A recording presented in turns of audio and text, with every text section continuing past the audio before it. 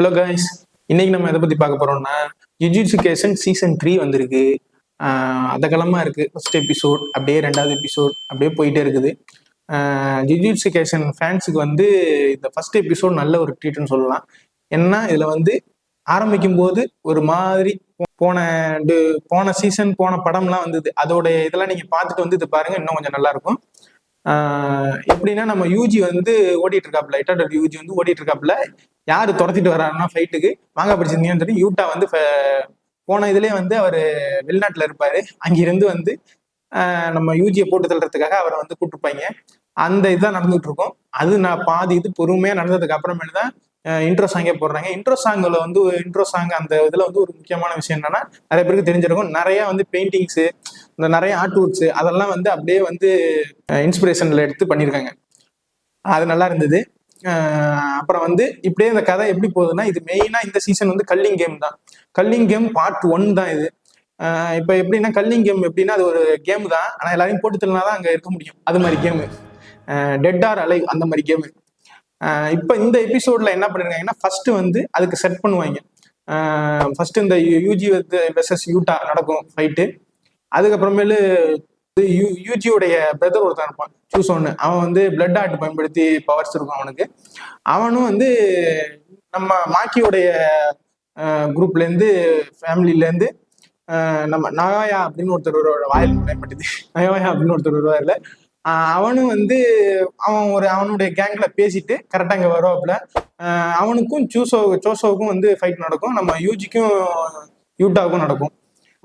எப்போதுமே வந்து பவர் சிஸ்டத்தை வச்சு என்ன பண்ணுவாங்க, ஃபர்ஸ்ட் ஒரு அடி வாங்குற மாதிரி எம்ஜிஆர் படத்துல காலத்துல இருந்து உள்ளதுதான் காமிச்சிட்டு, அதுக்கப்புறம் ஒரு பவர் சிஸ்டத்தை புதுசா ஒரு டெக்னிக் நான் பயன்படுத்தணும் பாருன்னு சொல்லிட்டு காமிப்பாங்க. எல்லா அனிமலையும் இருக்குது. அது மாதிரி இதுலயும் வந்து நயாவா அதுல வந்து நடக்கும். யூஜி யூட்டால வந்து நம்ம யூட்டா என்ன பண்ணிருப்பாப்புல, பின்னாடிதான் சொல்லுவாரு, நம்ம யூஜி வந்து போட்டு தள்ளிடுவான், இட்டாடோரியை வந்து போட்டு தள்ளி எடுத்துட்டு வருவான் அப்படியே அந்த இவங்க ஃபைட் பண்ணிட்டு இருக்கும்போது. நான் வந்து இது ஒரு காரணமா தான் வந்து பண்ணேன். அதுக்கப்புறமேல் திருப்பி உயிர் வந்துடும் அவனுக்கு. அவன் 2-3 தடவை அந்த மாதிரி உயிரோட வருவான் அதுல. அப்படி நடந்துட்டு இருக்கோம். கடைசியா வந்து இந்த இதெல்லாம் முடிஞ்சதுக்கு அப்புறமேல என்ன நடக்கும்னா, டெங்கன் சாமா அப்படின்னு டெங்கன் மாஸ்டர் ஒருத்தர் இருப்பாரு, லேடிஸ் அது இருக்கும். அந்த அம்மாவை பாக்குறதுக்கு போவாங்க. எதுக்குன்னா கல்லிங் கேம்குள்ளார நுழையிறதுக்கு. அது எதுக்குன்னா அதுல போனாதான் வந்து நம்ம கோஜோ வந்து சீல் ஆயிட்டாரு. அது போன சீசன் அதுக்கு முன்னாடில இருந்து சீல் ஆயிட்டு கதை போயிட்டு இருக்குது. சீலை வந்து ஓபன் பண்றதுக்கு இந்த கேமுக்கு போய் பார்ட்டிசிபேட் பண்ணணும். கெஞ்சோக்குன்னு ஒரு கேரக்டர், அது வந்து அப்படியே மாறி மாறி நம்ம கெட்டோ, இப்ப இருக்கிற கோஜோடைய ஃப்ரெண்டு கெட்டோன்னு இருப்பாரு, அவருக்குள்ள இருக்கும். அதுல கொஞ்சம் ஸ்பாய்லர்லாம் இருக்கு, அது என்ன பின்னாடி வர சீசன்ஸ்ல தெரியும். அந்த இது சீல் பண்ணிட்டதுனால கோஜாவை ஓபன் பண்றதுக்காக இவங்க இந்த கல்லிங் கேம்குள்ள போறதுக்காக நம்ம டெங்கன் சமாவை போய் பார்ப்பாங்க. ஏன்னா அவங்கள போய் பார்த்தாதான் வந்து கல்லிங் கேம்குள்ள போகவே முடியும் இவங்களால. சில பேர் வந்து பவர்ஸ் இருக்கிறவங்க அவங்க போகலாம், சில பவரேஜ் இல்லாம திட்டுத்தனமா போறதுக்கு இவங்களை போய் பார்ப்பாங்க. அதை கண்டுபிடிக்கிறதுக்கு இவங்க எல்லாம் சேர்ந்து போனா ஒரு வெறும் ஒயிட் ரூம் மாதிரி ஒரு பெரிய ஒரு போர்ட்டல் மாதிரி ஓபன் பண்ணி அதுல போவாங்க. அங்க போய் பார்த்தா அவங்க வந்து ஒரு ஏஞ்சல்னு ஒரு பொண்ணு இருக்கு, அதை கண்டுபிடி, அதை வச்சுக்கிட்டு தான் வந்து நீ வந்து சீலர் ஓபன் பண்ண முடியும். அதுக்கு முன்னாடி 2 ஆப்ஷன் கொடுத்துருப்பாங்க. அது ரெண்டுத்தையும் நம்ம கோஜோவே வந்து பண்ண முடியாத மாதிரி பண்ணிருப்பாரு.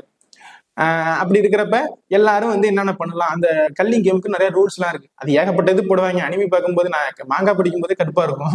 அது அனிமியில ஓரளவுக்கு இது பண்ணியிருந்தாங்க.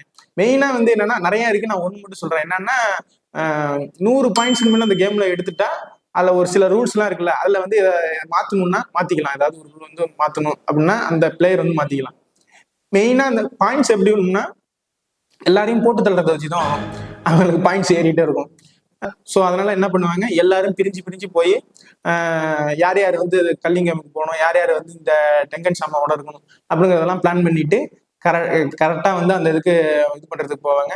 அங்க போய் இன்னொருத்தரை வந்து நீங்க கண்டுபிடிக்கணும். அப்புறம் வந்து அந்த கல்லிங் கேம்ல எப்படி இருக்க போகுது அப்படிங்கிறதெல்லாம் இருக்கும். ஜேஜேகே பொறுத்த வரைக்கும் வந்து மாங்கா படிச்சவங்களுக்கு அவசரமா முடிச்ச மாதிரி இருக்கும். அனிமேஷன் பண்றப்ப கொஞ்சம் எல்லாமே கொஞ்சம் நல்லா பண்ணியிருக்காங்க. அதுவும் முடிஞ்சிருச்சு, அதனால அவங்களுக்கு இது கிடையாது, அந்த ப்ரெஷர் கிடையாது. அதனால பொறுமையா சீசனா வரும். புது பிக் 3ல வந்து ஜேஜேகே இருக்குது. அதனால அந்த ஃபேன்ஸ் இருந்தீங்கன்னா மறக்காம இந்த சேனலை வந்து சப்ஸ்கிரைப் பண்ணுங்க, ஷேர் பண்ணுங்க, லைக் பண்ணுங்க, கமெண்ட் பண்ணுங்க. அப்புறம் என்ன, பை, போயிட்டு வரேன்.